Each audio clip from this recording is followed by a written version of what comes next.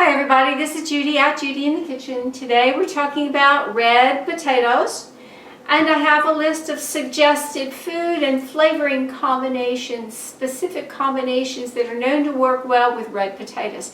So if you're looking for some new meal, menu, or recipe ideas, hopefully this will help you out. Now the list is kind of long, so I broke it up into two parts, and this is part one. I'll have a link to part two below in the description box.